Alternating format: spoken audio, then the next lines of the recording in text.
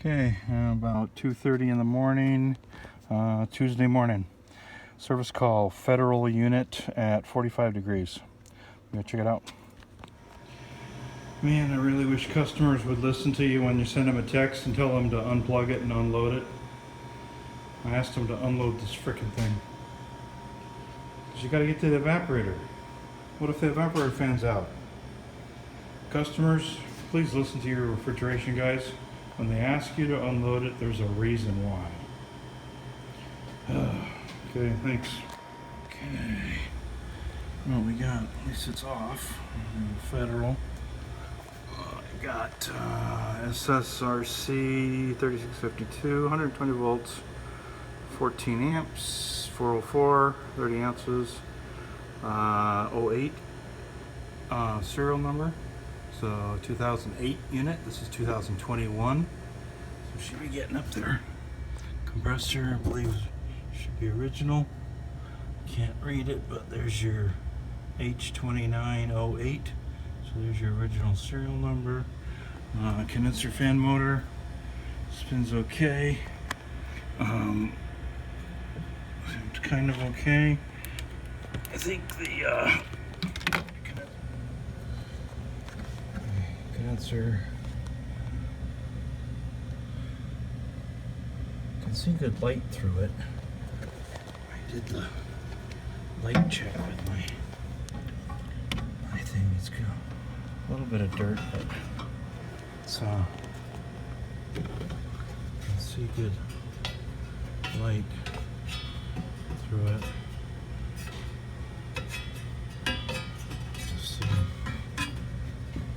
Looks like it was dirty though, I think, because I'm looking, you said it was only doing 45 degrees. I bet it was just, because I bet it had a sweater on it, because what I'm looking at here, there's a wetback right there. So, I bet that's what it was. Only doing, complete was only 45 degrees. There's the wiring diagram on one of these things.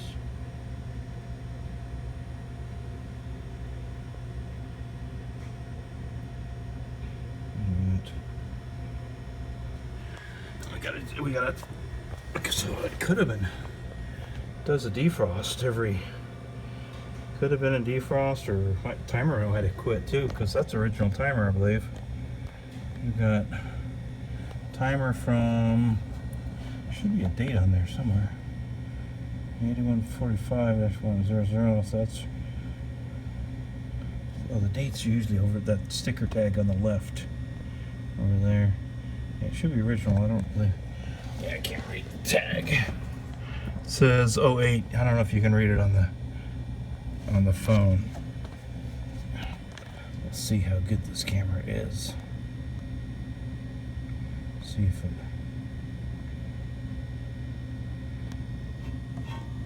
can really, I don't know. I don't think so. Anyways, this is 2008. So, alright, let's see if the timer has been turning. Maybe it was stuck in defrost. Oh look, I bet it was just dirty condenser.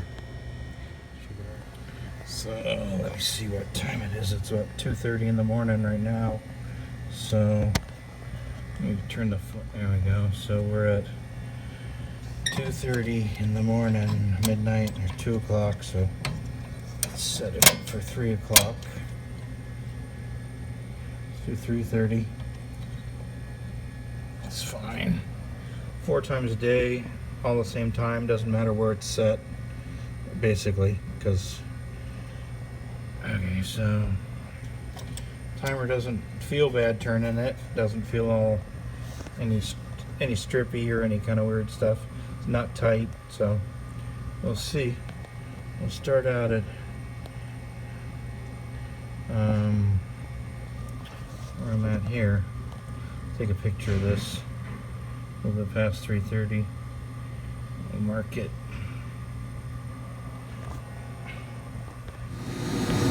Okay, started it up. Doesn't sound too bad.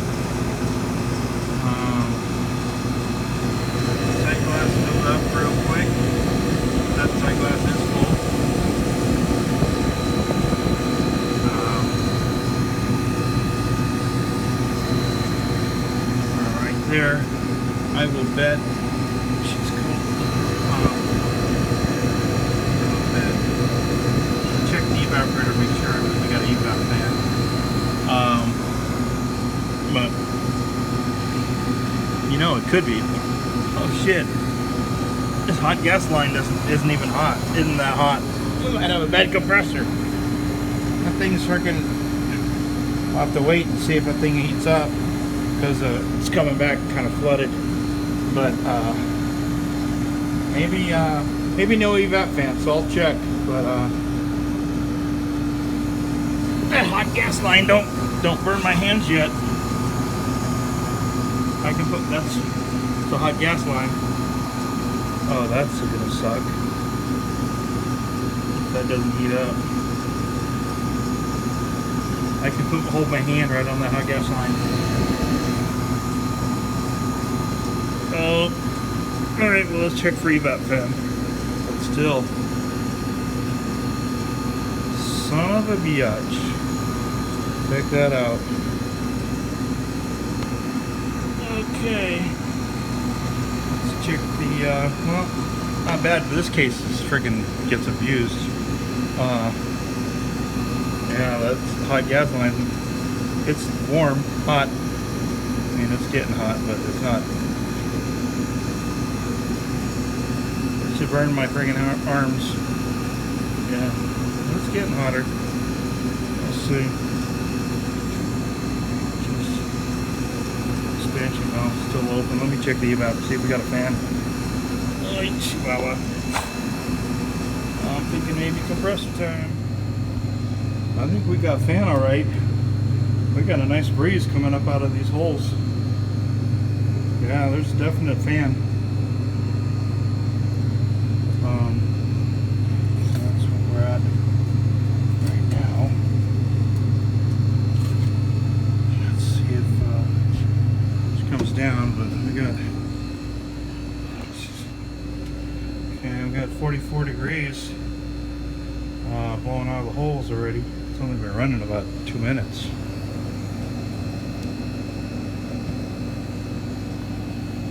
That's good.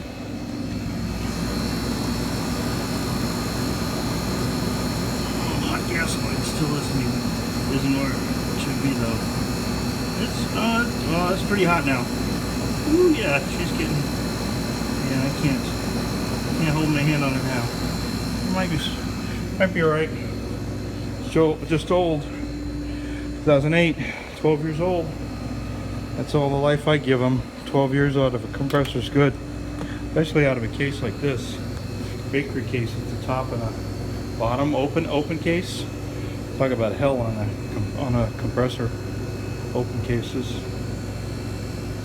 All right. I think I'm just gonna get in and try and wash this condenser a bit here. Yeah, look at the fluff under there.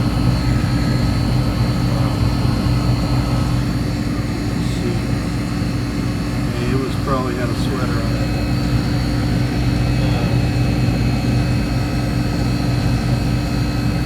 So this edge is clear. Let you go farther in there. Back here. It just got back to it. That's what it is. I'm gonna blow the crap out of it and see if I can do that. Wash, but yeah. Check out this, guys. I hope we can see. There's the evaporator in this Federal. I don't know if you can see down there. I'll try to light it up for you, but here's the right side, and you can see the evap looks pretty clean. And this would be the side that it's going in. This is the air going in on this side. Yeah, it should be blowing out. Yeah, it blows out in the back.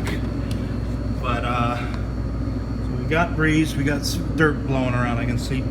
But this thing was froze up. So you can see over here, there's the remnants of ice. I don't know if you can see with the camera. But there's the ice. See the ice, that white? There you go. That's ice down there. So this thing was turned off at 6 p.m. by the clock. The clock says set 6 p.m. on it, and it's 2:30 in the morning. So that's it's 8 hours ago, and there's still ice in there. This thing was off. I mean, the clock could have been off. The clock could have been off. So that's. But they were out of here. I know they would have been out of here at 8 or 9, because that's what time they close. So this thing was froze up. Okay, so now I know where I gotta look. We got a temperature control issue, or a defrost issue, or just high ambient, dirty evaporator, combination, multiple offender, all of the above. Who knows? So let's check it. Okay, now I know a little bit better where I gotta look. Let's see what they use for temperature control in this thing. You guys that work on these things on a regular basis, forget what they're doing. I think what they do on this one, usually they have the turn knob they set for 10 minutes or whatever, and then it takes the solid state relay and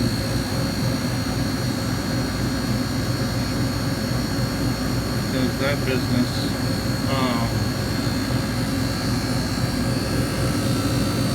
So taking this one, I'll have to look at the schematic.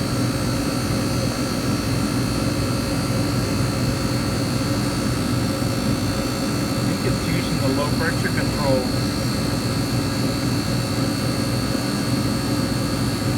Instead of that 10-minute timer deal that you turn. I gotta call the factory and find out what they're doing on this one. Because there's no,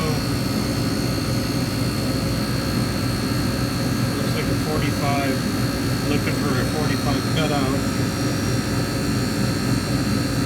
and an 80 cut in. They might be just doing this old school with just the pressure control. So it's dual pressure control, so it's got high pressure safety manual. Looks like auto reset. Yeah, no, not there a manual reset on these things. Huh? Could have swore they were. Oh, this one looks like it's auto reset.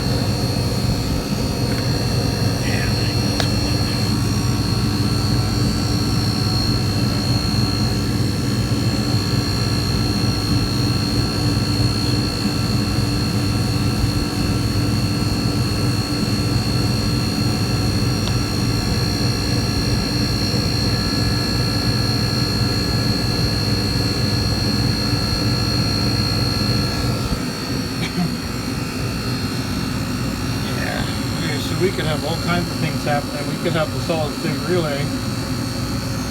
Could be not shutting off too.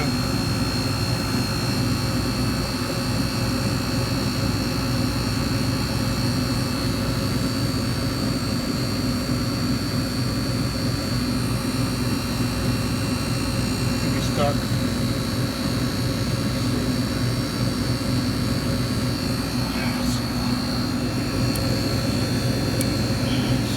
Got a 8 minutes, 15-minute interval on the turn knob on the tensionometer.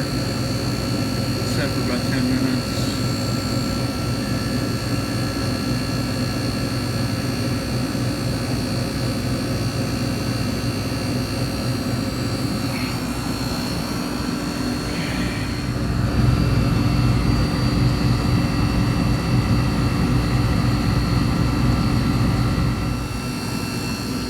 Okay. That hot gas line is smoking hot now. Whew. Yeah, no compressor valve problems now.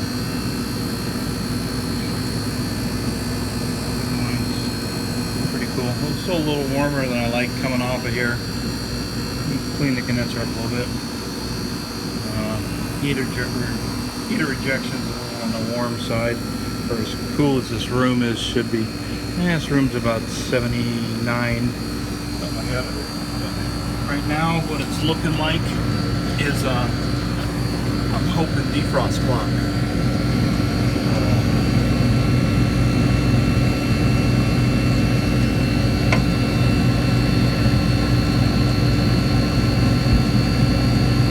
Like the exact same position to me. Marked the 2 right at the 4 on the center knob at the turn.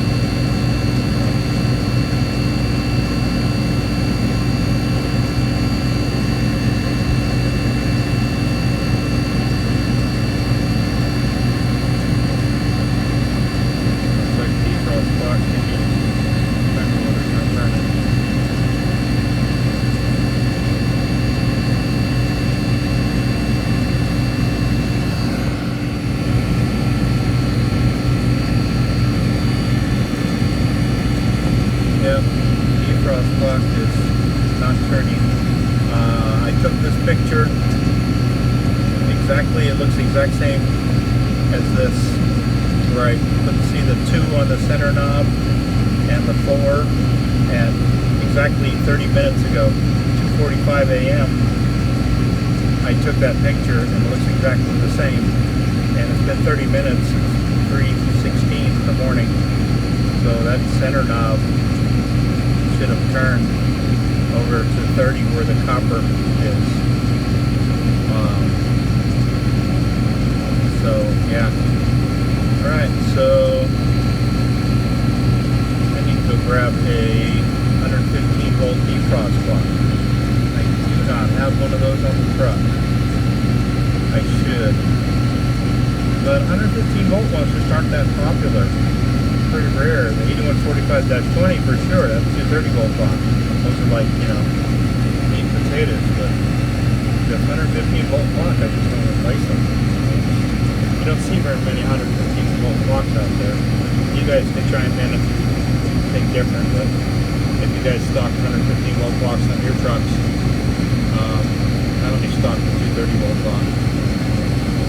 Alright, so I gotta go grab a clock in the morning. So it's early enough now to where I'm just gonna go to the supply house and pick one up when the supply house opens. I'll be sitting on the doorstep at 7 o'clock in the morning. Maybe we'll have a long 4-hour breakfast. Okay, then exactly like an hour, and that clock hasn't moved one iota. The 2 is still across from the 4. The 2 on the center dial thing is what I'm talking about. The 2, see that 2, and then the 4 o'clock, the 4 in the afternoon. No, 4 a.m. that would be. Anyways, so yeah, it's been an hour. That clock hasn't moved one bit. New clock time.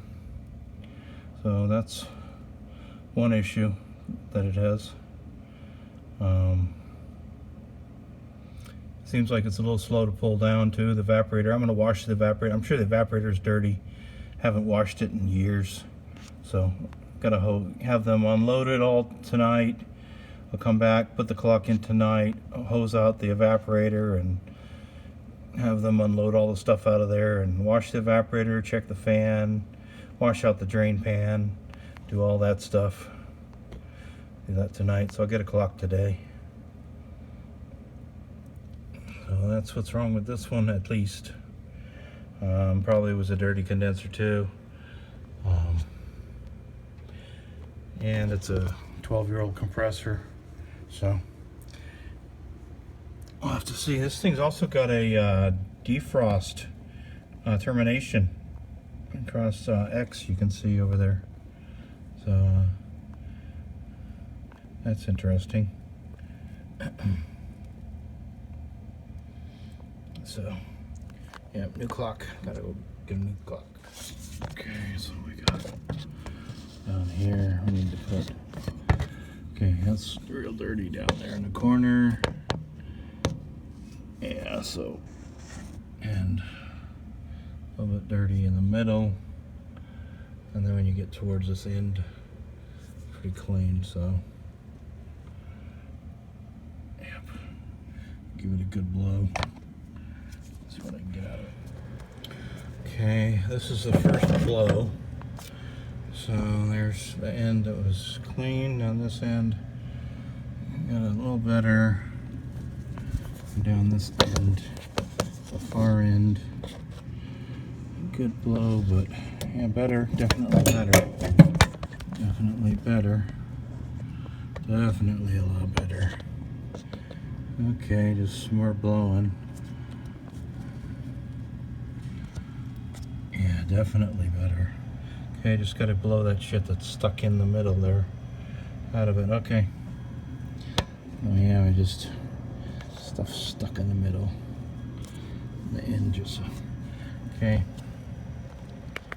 Okay, now this should be a lot better now. Okay, this is this end down here, going down through the middle. Yeah, baby. Oh yeah.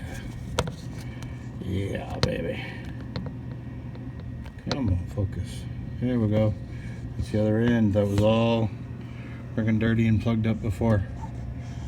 Okay. There we go. Yeah, it was only like 33% clean before, like on the front half here was only good. And then you get through the middle was bad. And the end was pretty bad. Now it's all clean. Alright, I would say that's going to be about a 66% improvement. Maybe 65. I left 1% there. Okay, we're good. We're all clean down below. Took blowing the heck out of it with CO2, half a bottle of CO2 and half a bottle, 3/4 of a bottle of nitrogen. Blow the crap out of it, front, back, front ways and back ways. It came out. I had to put those wires back in that box. That's not cool. They got pulled out. They were stretched before they didn't have enough plug. I know they did that before. Check this out though, guys. This is pretty cool. Check out the bottom of the compressor whenever they put in, so the compressor pins don't rattle. And you can also tell if it's original compressor or if you put it in. You could do that on your compressor changeouts, and you could tell if who it was that, you know, doing a compressor change it out, or when you do one, so you could mark when you do it. You could use different color silicones or all kinds of stuff. All right, that's good. Just need to get a clock for it and wash the evap. But the major deal is wasn't going into defrost, froze up. That's the major deal. It just wasn't ever going into defrost anymore, so it just froze up. Doing pretty good. It was doing 45 degrees with a frozen evap. That's great. These are little workhorses, these Federals, man. These things are beasts. Tecumseh though. Tecumseh's a beast, man. They're the beast. A little noisier, a lot noisier, a little noisier than the Copeland. But they're beasts, man. The Tecumsehs. Yeah. All right. Let me get out of here. Clean this, fix those wires. Fix those wires now while I'm here. Put those back in. All right. While I'm here. Okay, there we go. Put these wires back in here where they're supposed to be. Tighten the Romex connector down on the SO cord, and we're golden. Should be golden. Fold those babies over. Make sure they don't hit the screw when you putting the screw in. So that's the other thing. This is also how I do the, so it doesn't, so they don't rub. So you're put a wire tie against a wire tie through the, from one wire to another, wire tie to another, to cap tubes, so they don't rub. So okay, so yeah, those aren't together, so just say they're working pretty good. Okay, so this is one way of doing it. You can use the ground wire and put your other wires under it and let the ground wire hold your wires down so they don't hit the screws when you put the screws in, because they stick through a little bit. So that way you keep your wires down and so things don't rub against the cap. So that way you don't want wires rubbing against the lid. So and that happens too, you know, like you can get the neutral or the hot or something will rather have the neutral rub against the lid, if anything. So not that you definitely don't want the black one rubbing against the lid of the cover. If you want to really, if you got foam tape handy, I'll probably bring some back with me, but you can throw a piece of foam tape across the cover if you got some handy to stop stuff from rubbing. But anyways, should be good. Okay, sorry guys, I'm doing this video straight up and down because I need to zoom in on this and see if I can get this. Don't have enough room. There we go. So our numbers are, we had 45 and 75. Looks like that's 70, 75 or 80 cut in, 45 cut out. I have to check my PT chart on that. That's 77, looks like about 77 and a half on the cut in, 45 on the cut out. We'll see what the factory wants for settings. I'll just double check those settings with the factory. Cube relay timer. This thing's got to be, I'm going to order one of these things. This thing's way old. Original. I want to get one of these things, so we have one. 08. Looks like 18, but I didn't put, this thing's not a 2018 unit, I know that. It's an 08 unit. I don't know what the 18 part, huh, it's crazy. You'd think that would be 2018, and I know I didn't put one in here, that's, okay. Anyways, alright. Okay, so let me see if I can do that. Yeah, let's do that sideways. Cube relay timer, okay. Aerotronics, and then there's your cord. There's our cord. Put back in, SO cord back in the Romex connector. Cover back on. Okay, all good to go. Should be okay. Let's turn this thing back on again. Hopefully, okay.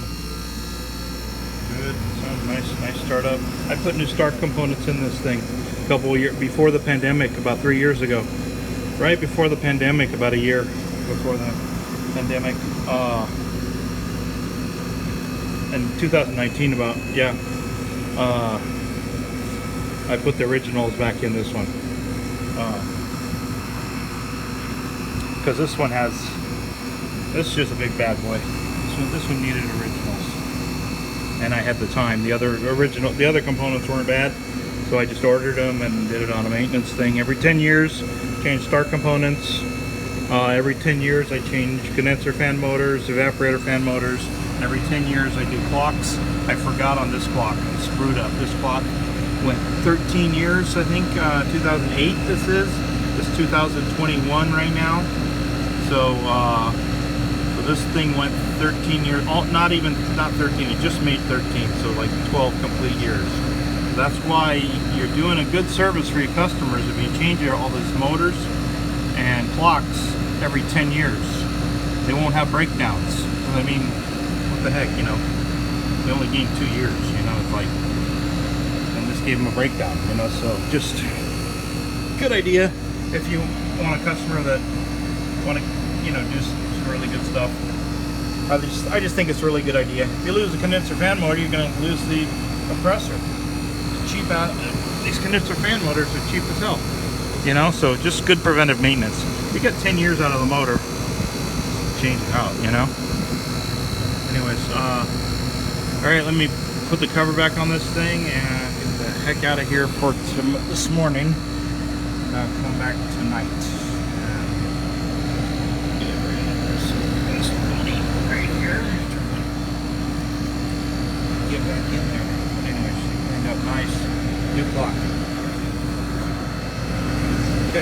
see if the clock actually shuts off the unit.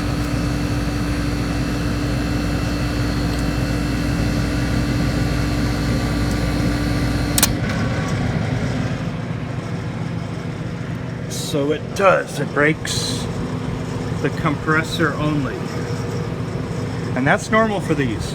I know these Federals, because they have a condensate pan, electric condensate pan way under the front, under there. I don't know how Federal gets away with it in the energy efficiency California, but they keep the fan running so that you don't get moisture buildup inside their cases. I do not know how the heck they get away with it, but they run the condenser fan 24/7. That's why their condensers get freaking choked to the max all the time. You have to clean a condenser on a Federal every single month. So a little tip of the day on that one. Federals, yeah, they only turn off the compressor. I believe they run condenser fan motor 24/7. Another reason to change it every 10 years. But yeah, okay, so at least this thing, when you turn it off here, the compressor shuts off. So that's cool. So your evap fan motor should still be working, hopefully, for air defrost. So let's check it out and make sure we got an air defrost happening. Hopefully, should. We have, yep, I hear fan blowing. So we got blowing. So I'm gonna leave that fan run and check out and see if if that clicks on, the defrost termination is working. Well, no, it won't. Yeah, it should. Yeah, defrost termination should still work. Even though the clock doesn't turn, you don't need it to turn, because the pull-off should just snap it into back into run. So I'm gonna let it do that. Probably, I have to find out what the temperature is from the, but it's probably a 50-degree, I'll bet, cut in. So, all right, click like on the video, guys. Subscribe. Take care. Bye. Okay, I called it correct on this thing. I set the thing, I put it into defrost, and just left it there. Even though the timer wasn't turning, it clicked out. It clicked the compressor back on, and that's because the pullout's working on X. Your defrost termination switch is working. That's a good way to test your defrost termination. And I was correct with the temperature, 50 degrees, 50 degrees. She popped out. So that's an awesome way on these Federals to check them. Set your time to like 60 minutes, you know, on your clock, and just let it run out, just for testing purposes, because you really don't want it to ever get to 50. So,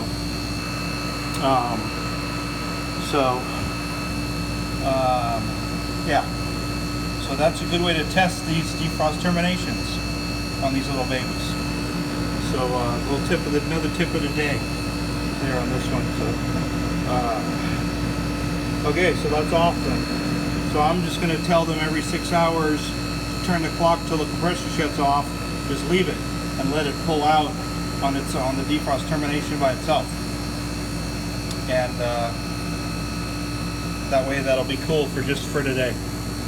Or yeah, we'll see. I don't know. Probably sometimes these you can go for days sometimes without having these things defrost. So I might just I'm not going to do anything. Probably best not to have the customer fiddle with the electric, you know, right there. Yeah, just best not to do that. But at least I know I can do that. That's pretty cool. I like that. Very, very cool. Okay, cool. All right, got a lot of good stuff in this video. All right, I'm out of here.